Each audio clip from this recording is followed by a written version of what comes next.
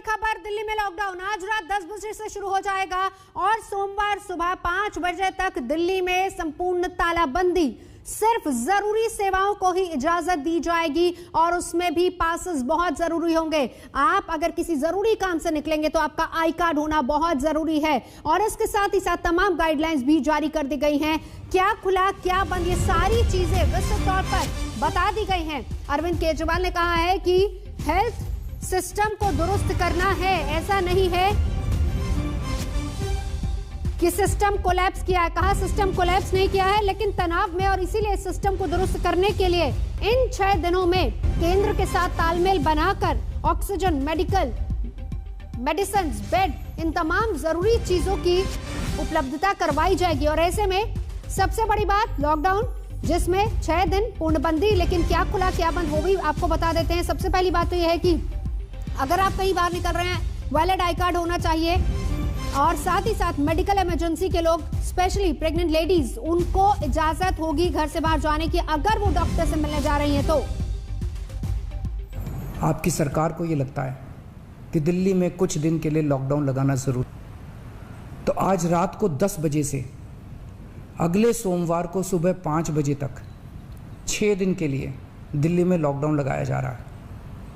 इस दौरान जाहिर है कि जो एसेंशियल सर्विसेज हैं वो जारी रहेंगी, खाने पीने की, मेडिकल व्यवस्थाओं की वो जारी रहेंगी।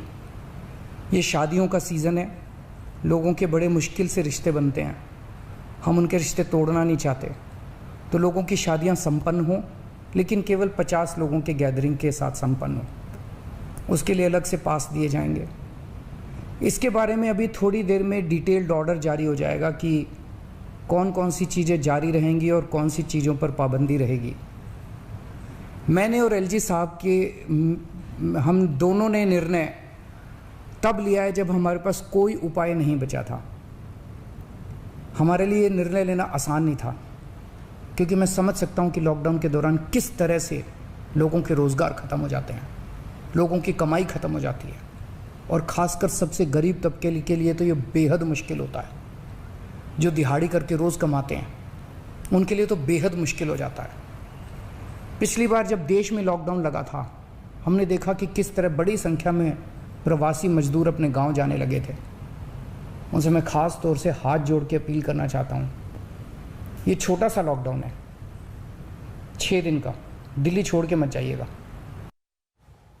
छोटा सा लॉकडाउन है, इसका पालन किया जाए। प्रवासियों के लिए खास संदेश अरविंद केजरीवाल का कि वो घर छोड़कर, दिल्ली छोड़कर नहीं जाएं। इस चेन को तोड़ना है, इसलिए कठिन और कठोर कदम उठाना बेहद जरूरी था। सीधा चलेंगे, अनीशा माथुर मेरी सहयोगी हमारे साथ इस वक्त जुड़ चुके हैं। अनीशा, बड़ी बात यह है कि जब भी हमने पिछले दौरान लॉकडाउन देखे हैं, एक पैनिक सिचुएशन लोगों में आ जाती है। इस बार बाकायदा प्रेस कॉन्फ्रेंस करके ये बताया गया क्या खुला क्या बंद, बावजूद इसके ये लंबी कतारें खासतौर पर शराब की दुकान के बाहर। अनीशा माथुर, देखिए, हम इस वक्त है दरियागंज में, जहां पर एक ही सड़क पर कुछ 100 मीटर के डिस्टेंस पे 2 शराब के ठेके हैं। उसके थोड़ा सा आगे जाएं तो ग्रोसरी की दुकान है, उसके थोड़ा सा आगे जाएं तो एटीएम है। और आप हमारे विजुअल्स में साफ देख सकते हैं कि ये जो शराब के ठेका है, लाइन छोड़िए, डिस्टेंसिंग छोड़िए, मास्क छोड़िए, सबको किल्लत ये है कि भाई हफ्ते भर में दारू हमारी ना छूट जाए। और भर भर के बैग भर भर के लोग यहाँ से क्रेटे भर भर के दारू की बोतलें लेकर जा रहे हैं। सामने अगर मैं अपने कैमरा पर्सन को बोलूं कि जरा एटीएम की तरफ पैन करके दिखाएं तो एटीएम के बाहर भी 2-3 लोगों की लाइन आपको नजर आएगी। इस वक्त जो केजरीवाल सरकार ने लॉकडाउन लगाया है वो इसी वजह से लगा है क्योंकि 25,000 केस से ज्यादा हर रोज में निकल कर आ रहे थे। लेकिन यहाँ पर अगर आप देखें तो लोगों को डिस्टेंसिंग और मास्क की परवाह अब लॉकडाउन लगने की अनाउंसमेंट के बाद भी नहीं है। इनफैक्ट लॉकडाउन के अनाउंसमेंट के बाद भीड़ थोड़ी बढ़ती ही नजर आ रही है। लोग घरों से बाहर निकल रहे हैं, ग्रोसरी स्टोर्स की तरफ जा रहे हैं। लेकिन यहाँ पर सबसे हैरान कर देने वाला आपको वाकया यही दिखेगा कि लिकर स्टोर पे किस तरह की भीड़ उमड़कर एकदम से आई है। और सब यही कह रहे हैं कि हफ्ते भर पीछे की तो जो तस्वीरें हैं, ग्रोसरीज तो फिर भी मिल जाएंगी। बिल्कुल अनीशा, ये देखिए बहुत हैरान करने वाली बात है क्योंकि आपके पीछे की जो तस्वीरें हैं वो तो वहां पर तो कहीं सोशल डिस्टेंसिंग नजर ही नहीं आ रही है। अरविंद ओझा मेरे साथ मौजूद है। अरविंद, आप एग्जैक्टली कहां पर खड़े हैं, क्या तस्वीर देख रहे हैं? ऐलान हुआ लॉकडाउन का सिर्फ 6 दिन का, अरविंद केजरीवाल कह रहे हैं पैनिक नहीं कीजिए और जरूरी चीजें आपको मिलती रहेंगी। क्या तस्वीरें वहां की? जी देखिए, इस वक्त मैं गोल मार्केट में मौजूद हूँ। जरा शराब की दुकान पर लाइन देखिए, पहले ये लाइन देखिए, यहाँ पर भीड़ देखिए। सोशल डिस्टेंसिंग तो छोड़िए, लेकिन अभी पुलिस आई है तो कुछ दूर तक लग रहा है। वो लाइन जरा कैमरामैन वकार को कहेंगे कि जरा जो लाइन शुरू होती है वो लाइन आपको दिखाएं। पहले ये देखिए, यहाँ से ये लाइन शुरू होती है और इस तरह से जाती है। हालांकि अभी पुलिस ने कुछ लोगों को भगाया है। ये है हालत गोल मार्केट की। जरा दूसरी तरफ की अब तस्वीर देख लीजिए। इस लंबी लाइन ऐसी लग गई कि पुलिस के जवान को बीच में आना पड़ा और ये ट्रैफिक खुलवा रहा है। ट्रैफिक जाम हो गया गोल मार्केट में। चूंकि दोनों तरफ दुकानें हैं तो ये दिल्ली पुलिस का जो जवान है, ये आप देख पा रही, ये बाकायदा ट्रैफिक खुलवा रहा है कि कुछ एम्बुलेंस भी फंस गई थी। लेकिन यहाँ पर एक नहीं कई दुकानें हैं और सभी दुकानों पर भीड़ इकट्ठा हो गई। कुछ लोग, ये किस लिए अचानक से भीड़ लगी? लॉकडाउन है इस वजह से? हाँ, लॉकडाउन। तो पूरा पेटी ही पेटी भर लेना है क्या? नहीं, हम तो 2 पौवे लेंगे, हम पेटी लेंगे। और वो सब्जी वगैरह सब्जी। तो ये देखिए, ये स्थिति यहाँ पर है और सभी दुकानों पर कमोबेश सोशल डिस्टेंसिंग की तमाम जो धज्जियां वो उड़ाते हुए अचानक से भीड़ उमड़ी। जैसे ही ऐसा लगता है कि लोगों को अंदाजा लग गया था, जैसे ही ये ऐलान हुआ है उसके बाद ही लोग यहाँ पर लाइन लगाने के लिए आगे। हम कुछ लोग, ये किस लिए है?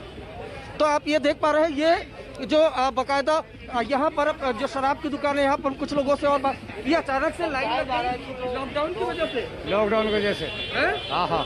ये देखिए, हर कोई यही बोल रहा है कि जो लॉकडाउन कंप्लीट कर्फ्यू लगा है, इस वजह से लोग यहाँ पर उमड़ गए। हालांकि कुछ लोगों को हटाने की भी यहाँ पर कोशिश भी की जा रही है, लेकिन हालत ये हुई नवजोत की यहाँ पर इतनी भीड़ लग गई कि जो ट्रैफिक है वो जाम हो गया। उसके बाद जो दिल्ली पुलिस का जवान है उसको यहाँ पर आना पड़ा। लंबी लंबी कतारें, ये देखिए जरा, ये कतार देख लीजिए आप, लंबी कितनी लंबी ये कतार है। तो इस तरीके से आसपास जितनी भी दुकानें हैं उन तमाम दुकानों पर लोग आ गए और पेटी भर भर कर जो शराब है वो लेकर गए। हालांकि आसपास ऐसी कई दुकानें हैं जिसमें दूध, सब्जी, फल मिलता है, लेकिन वहां पर उतनी भीड़ नहीं दिखाई दे रही है। भीड़ शराब की दुकानों पर ज्यादा दिखाई दे रही है। ये हालत है दिल्ली के गोल मार्केट की। देखिए किस तरीके से लोग बाकायदा पेटियों में भर कर लेकर जा रहे हैं यहाँ पर शराब।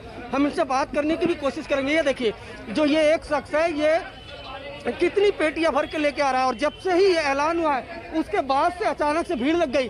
दिल्ली पुलिस के जवान के जरिए हमें जानकारी मिली, ये अचानक से इतनी भीड़ लग गई।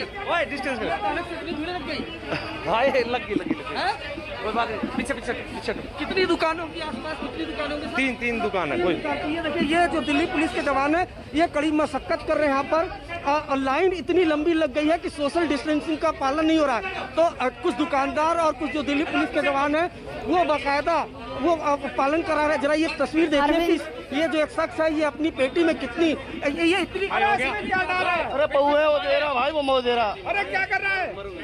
यहाँ पर किस कदर भीड़, अफरा तफरी यहाँ पर मची हुई है। तो इस वजह से कोई ज्यादा अगर शराब ले रहा है तो उससे लोग विवाद करना शुरू कर दे रहे हैं। ये यहाँ पर नवजोत हालत है और सबसे बड़ी बात है कि ये काफी मेन मार्केट माना जाता है कनॉट प्लेस के पास का। हालत ये कि पुलिस को आना पड़ा, जो ट्रैफिक जैम था ट्रैफिक जैम को खुलवाना पड़ा। लेकिन आसपास जितनी भी दुकानें हैं सभी दुकानों पर लंबी लंबी कतारें लग गई हैं। लोग गाड़ियों में, अपनी कार में जो शराब है उसको भर भर के जा रहे हैं।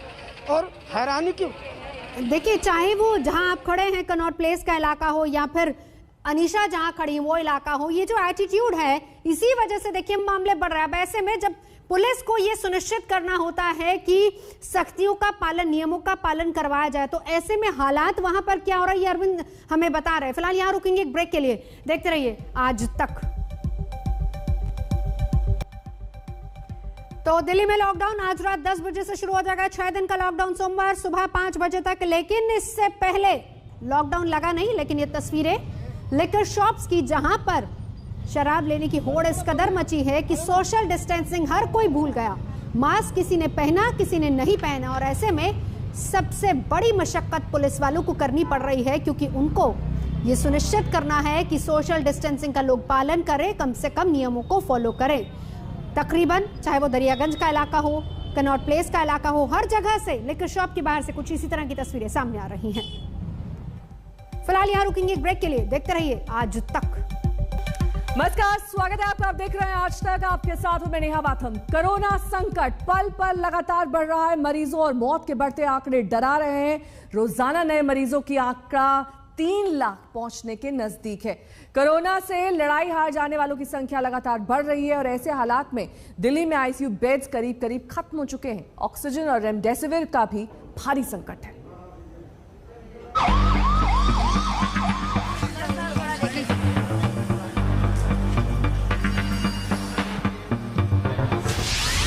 टूटती सांस, बिखरती आस, हाँफते मरीज, कांपते परिवार, कोरोना के आगे बेहाल अस्पताल, ऑक्सीजन का संकट हुआ विकट। शहर शहर चीख पुकार मची है। करहाते मरीजों और मदद के लिए पुकारते परिजनों की चीत्कार कानों में गर्म शीशे की तरह महसूस होती है। कोरोना संक्रमण की गंभीर स्थिति में पहुंचे मरीज अस्पताल दौड़ लगा रहे हैं। पहले बेड नहीं मिल रहा, बेड मिल गया तो ऑक्सीजन नहीं मिल रही। ऑक्सीजन मिल भी जाए तो कब खत्म हो जाए और इसके भरोसे टिकी सांस कब टूट जाए, कोई ठिकाना नहीं। देश की राजधानी दिल्ली में तो मुख्यमंत्री ने खुद ही बेबसी जता दी कि उनके पास न तो पर्याप्त ऑक्सीजन बची है और न ही बेड।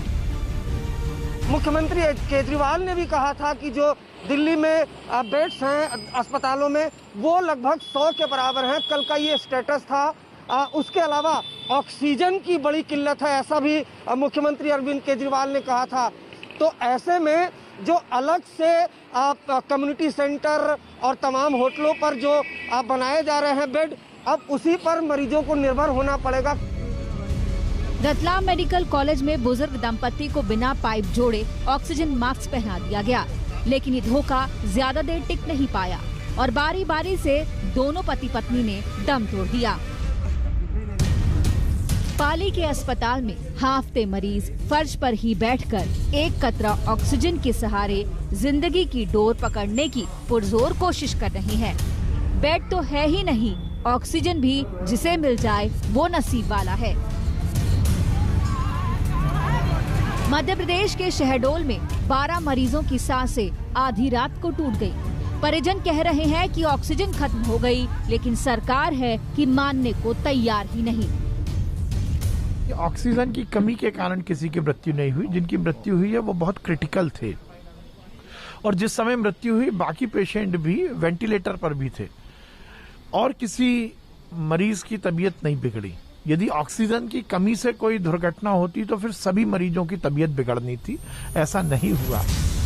नालंदा के मेडिकल कॉलेज के सुप्रिंटेंडेंट ने नीतीश कुमार से हाथ जोड़कर विनती की है कि उन्हें अस्पताल की जिम्मेदारी से मुक्त कर दिया जाए, क्योंकि ऑक्सीजन के बगैर वो कुछ कर ही नहीं सकते।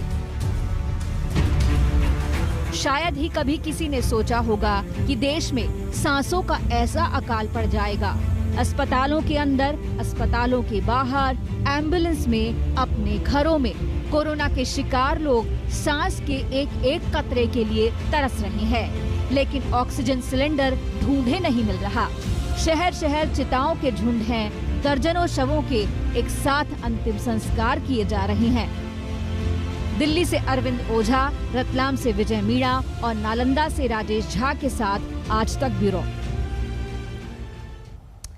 तो ऑक्सीजन जीवन के लिए जरूरी है, लेकिन इंसान इसके लिए कभी इतना नहीं तरसा, क्योंकि ऑक्सीजन की कमी से एक तरफ मरीज दम तोड़ रहे हैं तो वहीं दूसरी ओर नेताओं को इसमें तुरंत एक्शन लेने के बजाय भी सियासत सोच रही है।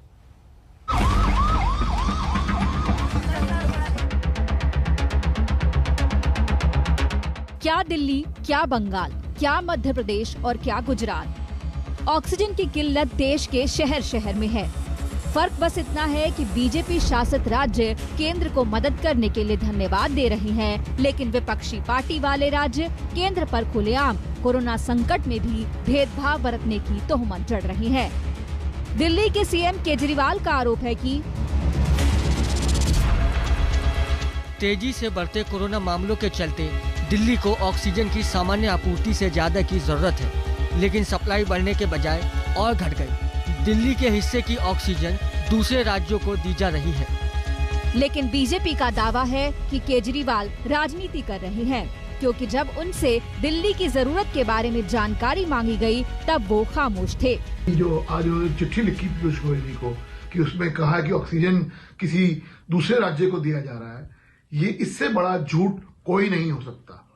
अरविंद केजरीवाल जी आपको जब 4 तारीख को पूछा गया था कि आपकी डिमांड कितनी ऑक्सीजन की, आपने कोई रिकॉग्निशन नहीं भेजी, वहां पे कोई चिट्ठी नहीं भेजी। महाराष्ट्र समेत कई विपक्षी राज्य लगातार ऑक्सीजन की कमी के लिए केंद्र को चिट्ठियां लिख रहे हैं, लेकिन केंद्र सरकार कहती है कि कोई किल्लत नहीं, बस राज्यों को ऑक्सीजन के इस्तेमाल का ख्याल रखना होगा। सुनिए केंद्रीय मंत्री पीयूष गोयल का यह बयान। देश भर में ऑक्सीजन पर्याप्त मात्रा में अभी तक हम उपलब्ध करवा पाए हैं, लेकिन ये स्वाभाविक है कि हमें महामारी को रोकना पड़ेगा। जैसा माननीय प्रधानमंत्री जी ने सबको अपील की है कि इसको रोकना पड़ेगा, रैशनल यूज करना पड़ेगा, ऑक्सीजन का वेस्टेज रोकनी पड़ेगी। जहां पे पेशेंट को जरूरत है उतना ही ऑक्सीजन लगाना चाहिए। कई जगह पे वेस्टेज की भी खबर आ रही है, कई जगह पेशेंट को बिना जरूरत होते हुए भी ऑक्सीजन लगाने की खबर आ रही है।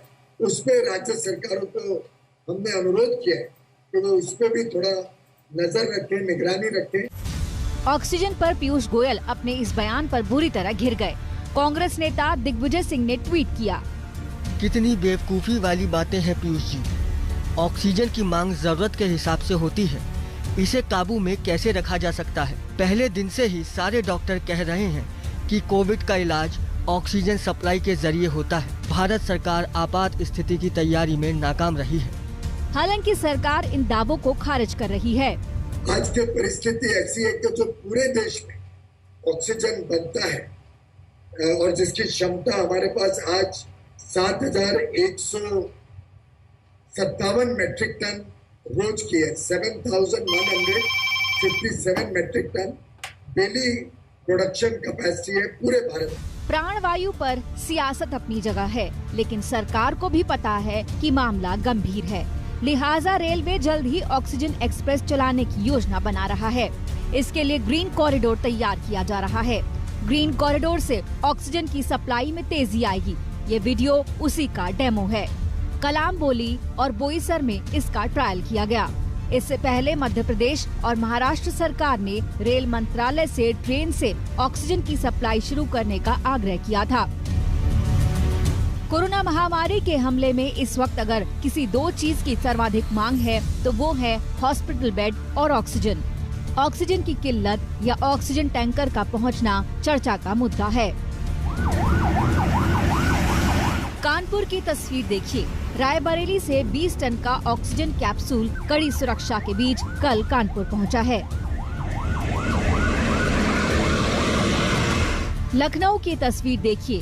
5000 लीटर का जंबो ऑक्सीजन सिलेंडर रक्षा मंत्री राजनाथ सिंह के निर्देश पर DRDO ने राज्य सरकार को भेजा है। ऑक्सीजन के बगैर इंसान जिंदा नहीं रह सकता। यूं तो एक स्वस्थ इंसान को प्राकृतिक हवा से ही प्राणवायु मिल जाती है, लेकिन ये कोरोना महामारी का काल है। इसके लिए मरीजों को जरूरत पड़ी है ऑक्सीजन की, जो कई मरीजों के लिए इस वक्त दुर्लभ साबित हो रही है। आज तक ब्यूरो। महाराष्ट्र में ऑक्सीजन की कमी को पूरी करने के लिए टैंकर्स को मैन्युफैक्चरिंग प्लांट भेजा जा रहा है। आज तक संवाददाता पंकज उपाध्याय की ये रिपोर्ट देखिए। इस वक्त मुंबई के पास कलम्बोली इलाके में मौजूद है और यहाँ पर कुछ खास हो रहा है।